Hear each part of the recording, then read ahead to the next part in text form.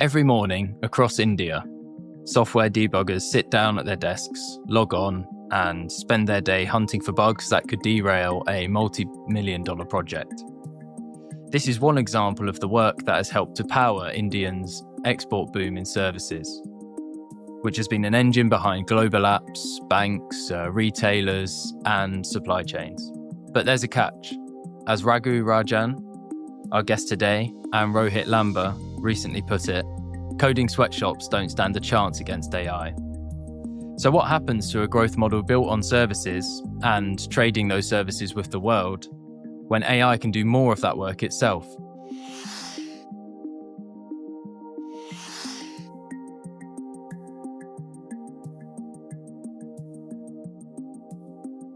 Welcome to Ideas in Development, a VoxDev podcast on economic policy and research. I'm Oliver Haney, the managing editor here at VoxDev. And I'm Dina Musa. In this series, we're trying to understand how AI reshapes development. For decades, the classic development path went from agriculture to manufacturing to services. But that's changing. In this episode, we'll discuss some of the reasons why and the role AI might play in the future of service-led growth models. For this conversation, we're joined by Raghuram Rajan, professor at the University of Chicago and former governor of the Reserve Bank of India. Raghu, before getting into our discussion, when we talk about services, what exactly do economists mean? That's a great question to begin with. We usually mean things like haircutting. That's the classic non-traded service that has to be available at a place in time, and you can't transport it, you can't store it. But we also have in mind increasingly in the modern world software, consulting services, legal services, somebody doing legal discovery, for example. All those are services. But also, car repair, that's a service. Plumbing, that's a service. Carpentry, that's also a service. So there's a whole gamut of things which fall within services, which is why when we think about service-led growth, we have to be quite specific as to what we mean. And can you say more about how the line between manufacturing and services is becoming more blurred over time? What's happening with manufacturing is increasingly, it's composed of ideas which are reflected in the product that is made. And also, there's a lot of services embedded in that product. So, give an example. If you think about the iPhone, there's a huge amount of thought that has gone into the design. I mean, remember Steve Jobs sitting with his favorite innovators and creating the shape of the iPhone and all the initial software that goes into it, but also the hardware, at least conceptualizing it. And then, somebody goes out and makes the iPhone, but in its use, there are so many services embedded, whether it's iTunes, which we all sort of find a little cranky, but also think of all the stuff you use on your iPhone, the apps, the music, all those are services which make the iPhone what it is. Similarly, when you think of an electric vehicle, you think about all the software that makes these vehicles different from the ordinary car that you have. In the internal combustion engine car, what we've got is a whole lot of software sort of put on top of what is already a familiar car. In some of these electric vehicles, you start designing the car around the software. And that's increasingly the case for a variety of goods. It's hard to know when the services stop and the good begins. So would it be accurate to say that services share many of the features that make manufacturing an engine of growth? That's right. First, to the extent services are embedded in manufacturing, they automatically become tradable in the same way as you trade a car, you're trading the services in the car. One example right now is when you look at the tremendous growth in AI investment in the United States, a lot of it is buying in chips from Taiwan. But remember, the chips that Taiwan makes are designed in the United States or designed in India also. And so there's a lot of services embedded in the chips that Taiwan sells back to the US. And so NVIDIA starts making a lot of money from the design that's embedded in those chips, which counts as an increase in US GDP. So as the US buys in, it also is increasing its GDP because of the services embedded in the goods that it's buying in. So yes, the embedding of services in goods is one reason services are more tradable, but there are other reasons also. And in the traditional development story, manufacturing almost acts as an escalator, increasing scale, exports, and productivity. In what ways has India bucked this trend? Well, the old path for growth, the old or the new, the fact is the East Asian economies, which were the tigers of the 80s, 90s, and of course China is the latest one, grew because they relied on demand outside for manufactured goods. That gave them scale. If you think about Taiwan or Singapore starting out, they're really small countries. And there's not enough demand for anything domestically to justify the scale and the cost reduction that they need to truly become efficient manufacturers. What they need is a large export market. And export-led growth became the way many countries climbed onto the development path. They started with very simple goods that they exported. Textiles comes to mind as the classic export. Bangladesh has come a long way doing that, but many of these countries started out that way. And then as they exported, grew a little richer, they invested in their people, they invested in machinery, and they moved up the scale towards more complicated goods. And those more complicated goods became something that also gave them much greater profits, and their people grew richer. That was the way of development.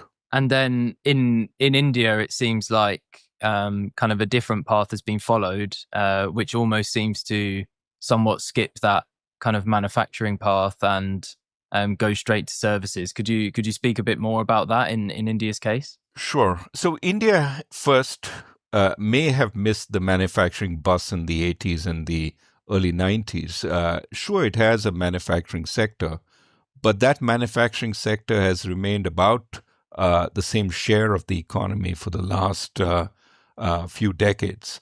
And one reason it may have missed the manufacturing bus is partly its people were not as schooled or educated as rivals like China and now increasingly Vietnam. Of course, schooling and education in India is changing, but certainly at the time that India started out, it was further behind. But another issue for India was logistics. Now, again, none of these countries had spectacular logistics when they started out, but India was competing with a China which had already got 10 or 12 years of a head start in the growth process, and things were improving in China.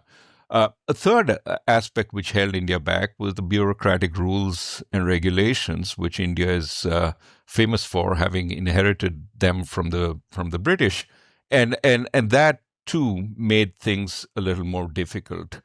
So manufacturing was there, but not great. And what happened in India was that services exports, especially around the Y2K issue when we were moving into the new millennium, and there was a fear that a lot of software that had been written would go bonkers when we moved into the millennium. That implied a lot of work for Indian software firms, which quietly had come up without the helping hand of the government, and they started creating these software exports, which you talked about earlier. And so, one, on the export side, these higher tech services started becoming an important source of exports. And they compensated a little for the lack of manufacturing. But second, India didn't need a huge outside market for moderately skilled services. Its own domestic market, especially the urbanizing population, provided a market. So for carpenters, plumbers, road construction, there was plenty of demand in India itself. So this combination of high-tech services for the exports and moderate skilled domestic services is where India has seen employment grow. So far it's achieved a moderate rate of growth, around 6 for the last 3 decades, which is very creditable, except when set against really fast-growing countries like China and South Korea. And one part of this kind of growth of the services sector in India has involved kind of multinationals moving some of their back office functions to India. Could you talk a bit about why multinationals have done this and how those reasons are evolving over time? Initially, multinationals moved classic back office functions, right? Trades take place in the US, somebody in India matches the trades and does the back office processing. Similarly, physicians talk into a recording device in the US and somebody does the transcript in India. So this was basically using India's cheap, moderately skilled labor, and a lot of kids from high school or college went into these kinds of services. But increasingly, what people have discovered is that, with communications technology as good as it is quite possible to offer, more skilled services at a distance. A consultant in India can be part of a global team and provide not just the PowerPoint presentations, which they were doing earlier, but actually deliver the PowerPoint presentation because so many Indians know English reasonably well, this becomes a way that you can actually get highly qualified people into the global labor market. And this is where, to some extent, the true labor arbitrage is today. Because manufacturing has become much more automated, you need skilled workers across the world to do that. And increasingly, they get paid a global wage. But that's not yet happened in services. So you can hire the best kid from India's top management school, and they're pretty competitive in those schools. And you will pay 1/4 or 1/5 what you would pay an MBA in Europe or the US. And so if you can get them to be part of your team, you get access to a totally new talent pool, which you didn't have access to before. And you can provide services. So a number of companies are seeing this and recognizing that they may have sort of spent too little time thinking about how they can get more from their labor force in India. And so, Qualcomm has an office there which does chip design because we've got plenty of good engineers there. They see that the cream of the Indian education system and the output from that is pretty good and can now basically work globally because of the improvements in communication technology. And so companies are starting what they call Global Capability Center. And yes, it does the old back office stuff, but now it does semi-front office or even front office stuff from those centers. And that is a really growing business in India. So thinking about how AI might affect that story, we opened with the example of code debuggers, and that's one part of India's services story, who seem particularly at risk from AI. How big of a problem overall does AI pose for employment, wages, and export revenues in these sectors? I think every country, every business has to introspect on how AI will affect it, right? It's not clear to me that every aspect of services will be impacted equally. And it's important to think about the services business as not staying static, as trying to sort of also use AI to improve productivity in what they offer. So almost surely, legal discovery, as it was done earlier, reading through hundreds of thousands of pages of past cases to try and see what might be relevant to the case on hand, that's going to become less important. But for a while, you will still need people who use the AI tools and then glance over the documents that AI provides to just make sure it's not, complete garbage or hallucinating. We have examples where people have filed cases with citations to other cases which are completely made up. But I think that problem AI will fix. This is not a permanent problem. It will fix it. But you may still need for a while somebody to, ask the right questions of AI to do a better search in a way that provides the documents that are most relevant.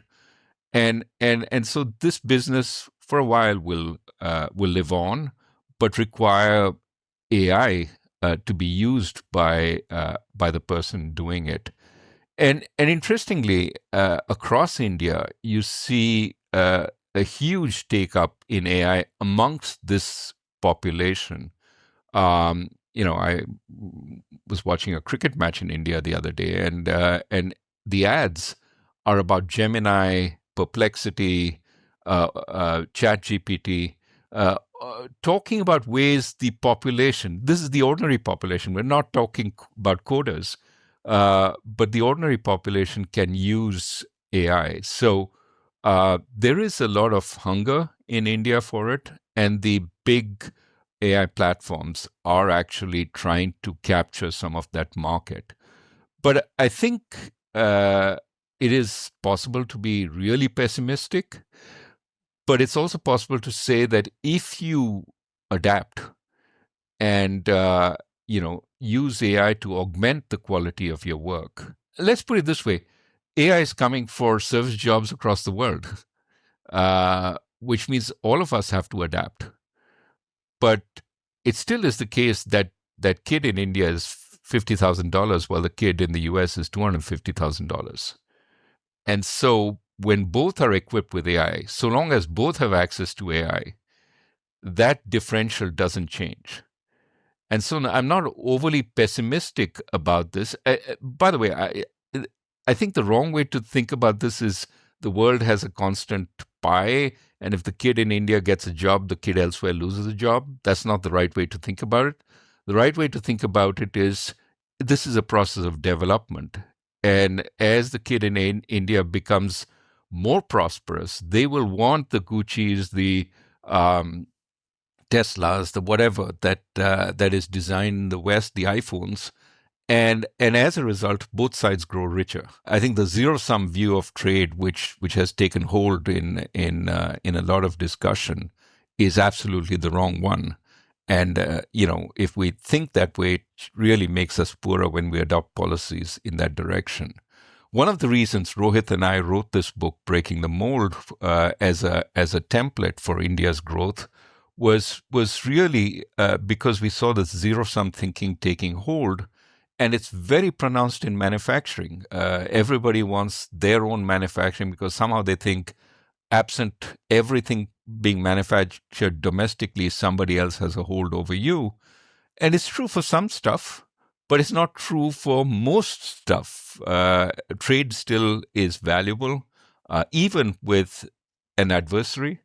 And we need to accept that both in goods and in services.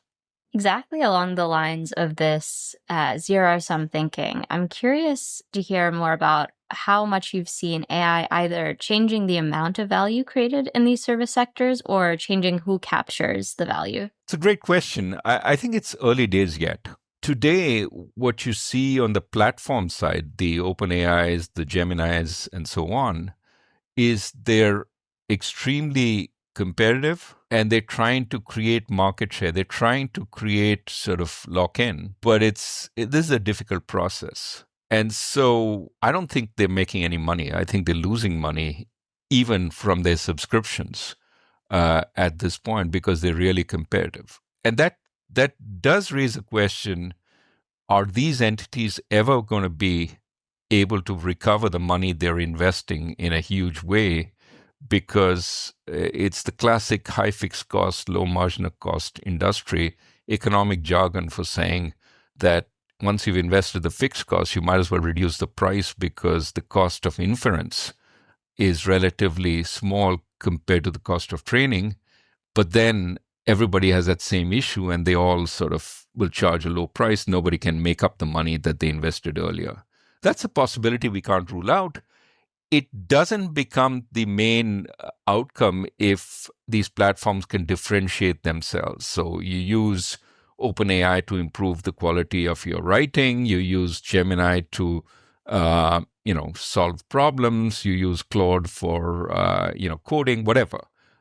If they can differentiate themselves, they can still make some money. But hopefully what happens is it's the end user who benefits more from this. Now, in the end user, there's all of us doing this to help our day-to-day tasks, the consumer. But the biggest chunk is going to be firms and how they use it. Now, I think the evidence so far is everybody says they're doing AI, but they're dipping their toes. They're trying to get somebody in their firm to pay attention. And they're really worried that somebody else in the industry learns how to do it well and takes a march over them. Everybody's waiting for the ChatGPT moment in their industry. Somebody sort of comes out with this product which is immensely better than the existing stuff. What you need is, as with any new technology, is you need to figure out the kinds of production processes within your firm that best utilize that. And it's not fire and forget. AI works best when constantly it's generating new data, it's learning from that, it's adapting to that, and it improves. You can't just like ordinary software, create AI software and then expect that will serve the needs of your firm. So it requires a change in the processes, a change in mindset, and some firms are able to do it. Other firms don't even know what data they have and aren't able to organize it well so as to train the AI that they need to do it. This will change, but I see this as a process rather than something that happens overnight, and it'll happen at different speeds across the industry. So again, who wins within the industry are guys who understand this better earlier on and can sort of make money, but there's the sense of winner take all, both for the platforms. There's some sense that, there's a magic date when suddenly one platform will discover the AGI, which makes it so much better than everybody else, and that becomes self-reinforcing and it sort of takes off and leaves everybody in the dust. Even if growth is exponential in that, there's no reason why you can't hire an employee or two from the entity which first gets there and then take off yourself. So this seems to me a little nonsensical thinking. I think differentiation matters for the platforms. Similarly for firms, the first mover may steal an advantage for a little while as they show how they can be really more productive. But there are no secrets in industry. Just hire a few people from there and get them to implement what they did in your firm, and you can keep pace. So I think this notion that there'll be big oligopolies built, we have to wait and see. Maybe there's enough differentiation which can do that, but it could be a technology which actually pays well for society. The important issue in society is to think about the displaced. And there will be the displaced, as with any technology. And to make sure that the displaced have alternatives. That would be something we haven't done well in Western societies, which is why we have this huge anti-technology, anti-trade movements across Europe and the US. But if we can do that better, also paying attention to developing countries in sub-Saharan Africa and South Asia and so on, maybe technology this time will benefit all. On the topic of alternatives, thinking on the other hand, Considering services writ large, would you say that they are generally at risk, or are there sectors within the services that you see as much more insulated from AI or even set to benefit or grow from AI in terms of labor and employment? When you think of a lot of moderately skilled services, right? Let's take carpentry or plumbing. Problems are different in each situation. The layout of the pipes in a house are different. So it will take time to train robots, AI, to be able to do some of that stuff well. Again, never say never. Maybe a few decades from now, we'll get an entity trained well enough to do that. But for now, these are places where it's not routine, where every situation is different. And you don't need a huge amount of creativity, but you need adaptation to the situation. And so it's hard to imagine that job will go away overnight. It will take time. And may not even be given moderate wages in plumbing, the place where the AI developers want to invest the most money. And hopefully over time, some of these jobs will also benefit from AI augmenting the job. So as you get more and more complicated plumbing, maybe you can just look at your little device, which tells you, okay, in this case, this is a screw. Here's where it is. Here's what you do. You can think of, for example, nursing. We have in many emerging markets enormous populations that need healthcare. And it doesn't make sense for a doctor, a well-trained doctor, to attend to everyone. You need a hierarchy, starting with a nurse practitioner who can, consult their AI. These are the symptoms I see. Here's the temperature. Here's the thing. What could be the possible sort of diseases this person has?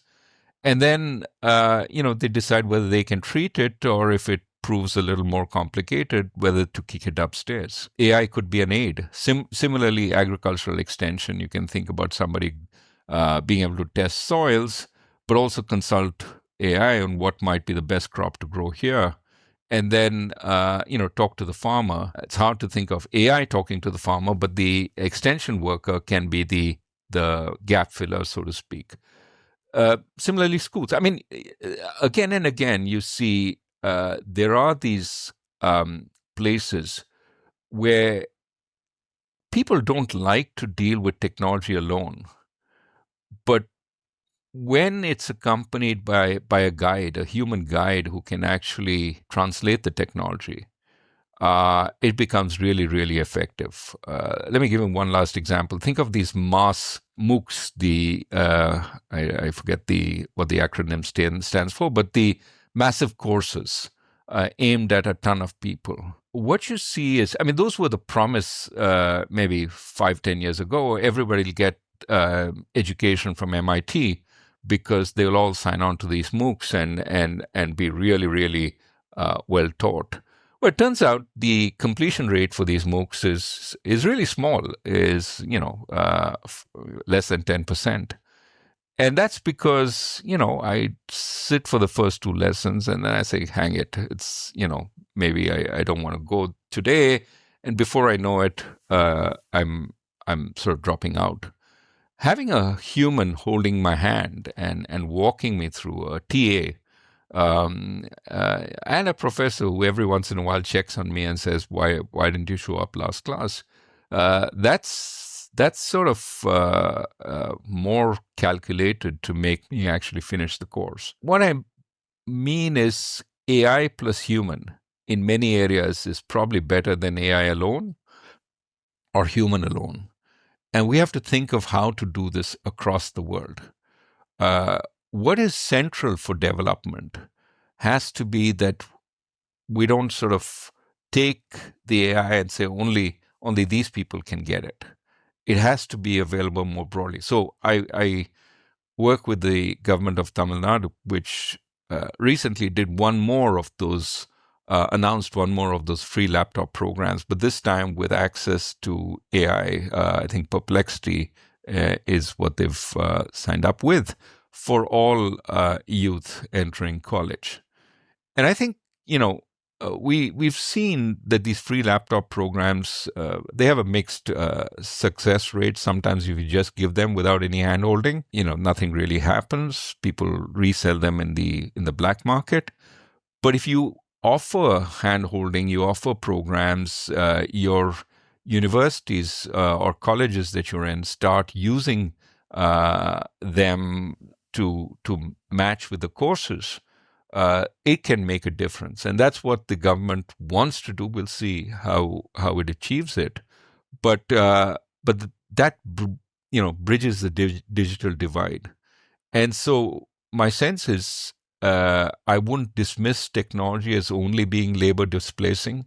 It could make a lot of jobs much more effective, much more interesting and valuable. Switching gears a little bit to think about some of the more macro risks from this rather than the micro effects. If many different countries rely on similar AI systems or even the same AI systems to deliver certain services, does that create new global or macro financial risks? Whenever you are dependent on any one sort of source of services of any kind, it obviously creates a risk that, think about an upgrade, which then, goes haywire and everybody has adapted their systems to that particular platform. And now they find they're not able to deliver services. But I don't think we're headed in that direction. Almost surely we will have competition between multiple sort of platforms emanating from the US, but I would think and I would hope that we would get platforms coming from China, but also domestic homegrown platforms that eventually follow the open architecture and basically train up their systems on local data and become an alternative. So I would hope that this becomes a much more competitive area, and sometimes firms may find multiple sources for the multiple platforms that they're dependent on. Or it could be that, one set of firms is dependent on this, another set of firms is dependent on that. And so the risks associated with any one platform can be relatively small for the economy. So again, I think this vision that there'll be one platform to rule them all is unlikely. And I think countries in competition will ensure that is true. But also within countries, I think antitrust and so on can, in the unlikely case that that becomes a possibility. But I think we're still far from there. And we've spent a lot of time talking about kind of the different ways that AI might pose risks to service-led growth models like India. In terms of kind of how policymakers actually respond to those risks, could you tell us some of your thoughts about what a service sector that kind of takes advantage of rather than getting replaced by AI looks like, and tell us what policymakers in India should be aiming for? I think there are at least two places where you need to focus. First, on the service-led growth path, it's much more human capital intensive. Getting your policies on education and skilling right from early school, but even before early school on nutrition. India, for example, has a very high malnutrition rate. Fixing that is job one. But early schooling has to be decent, and then right through until you get to the top universities, where given that creativity for the high-skilled jobs is really important, you need very, very high-quality university education also. So India has quantity right now. It needs quality. And therefore, you have to work across the spectrum in trying to ensure that. But the second aspect is the digital divide. You need to make sure that everyone has a familiarity with the digital landscape and can access that. So, yeah, we have carpenters who, basically operate in the physical world and don't go to the digital world. We need, at some point, adult digital education also. remember, we have adult literacy education. We need digital education at some point to deal with some of the people who never encountered it. It's as true of the developed world as of the developing world. There are lots of adults in the developed world who aren't that familiar with technology. And you mentioned there kind of human capital and specifically kind of the role of higher education. Where do Indian universities currently find themselves, and what are some of the specific steps you'd like to see them take over the next 5 years? When you look at the growth in college education, I think Devesh Kapoor has this very interesting statistic where India is creating colleges at 3 a day for the last 20 years. That's an enormous expansion in access to higher education. The real problem is quality, because you can't find that many good teachers, as well as, your labs are inadequately equipped. You don't have spectrometers in, a basic tool of scientific research. So what we need to do is sort of first differentiate between colleges. There are teaching colleges, and then there are research universities. And you don't need every college to be a research university, but you need some research universities, not just to do the research, but also to train the faculty for the teaching colleges. And so India needs this 2 or 3 tier system. But the top tier, unlike China, which has now got a whole bunch of universities in the top 100 in the world, Tsinghua, for example, the MIT of the East, has a tremendous quality of research. I think India had a head start with the Indian Institutes of Technology, with the Indian Institute of Science, but needs to recover its mojo, which is invest much more in these, but also increasingly ensure that industry wants to do cutting-edge research in collaboration with the universities and build on that. So India started National Research Foundation, which is starting to fund universities, but it needs to do far more. There's an order of magnitude difference between what is set aside for funding and what it actually needs. And that hopefully will take place. But remember, it's not just at the cutting edge. It also needs to improve the quality of schools, especially in some of the poorer states, where you still have these dank, dark classrooms where kids are repeating A's for apple, B's for ball in their local language, with a teacher who's absent a lot of the time. So needs to fix that also. So it's a hard task, but if it can be done, it would do wonders for India's growth. And as I said, malnutrition, healthcare, those are things that we needed to do yesterday, and we need to focus on. Now, what is nice is a bunch of states are looking ahead. India is divided into 27 states and a bunch of union territories, and bunch of states are looking ahead and saying, what is our 20-year plan? And in that, they're putting down, okay, we need to fix this, we need to fix that. And they're also using that vision plan to attract investors into the state. I think that's a good development. India shouldn't always be hanging on to what happens at the center, but it bodes well for the future. Beyond focusing on skills and education, universities also play a pretty critical role in innovation, which we heard a bit about from Josh Lerner on a previous episode. Can you talk a bit about what reforms would actually support that function of universities, both in India and more broadly? If you look around the world, India has a lot of people it's sent in the past who have achieved success in various universities, in firms, which are high-tech, research-focused, etc. It needs to see this as an investment that it can call upon for joint ventures, maybe even to seed new teams in India that can start doing some of this research. The Chinese had a 1,000 turtles program, getting the turtles to come home. I think India needs to start something like that to benefit from some of the knowledge its diaspora has acquired. But it shouldn't be seen as just that. I mean, we need talent, whatever their nationality, wherever they are, to help us grow some of the research. It's just that the diaspora may be more willing to come initially. But I think people, getting the right people is the first part of any kind of research program.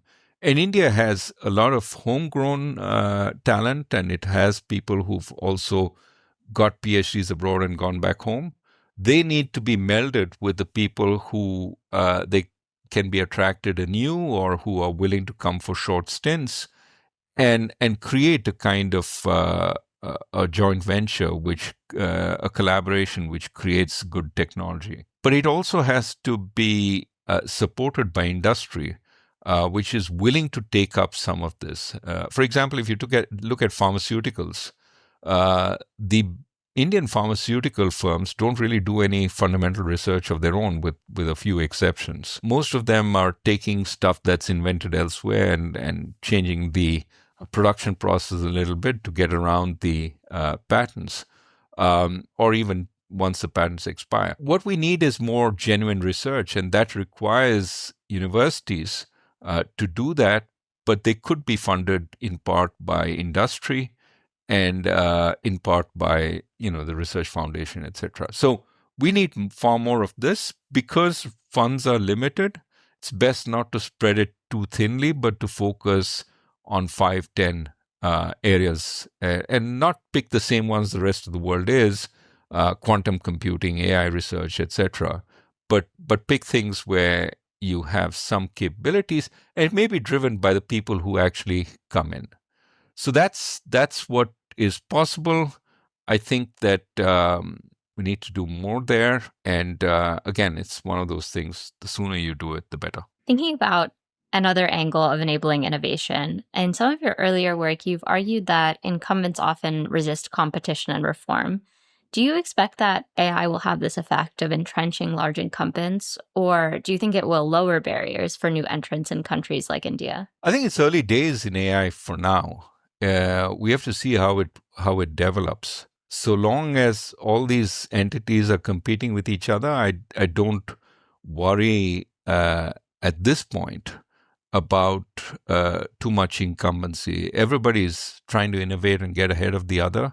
So you've got a kind of Schumpeterian competition, which with R&D sort of allowing people to leapfrog. And so long as the US doesn't sort of, or China, create a sort of a circle around these and say, you can't share this stuff with the rest of the world, this is for us, which I think they won't do, because monetizing some of this stuff is really what's important. So I would hope that we don't get to that place where the incumbents want to use their market power, use their political power to keep out entrants. I would hope that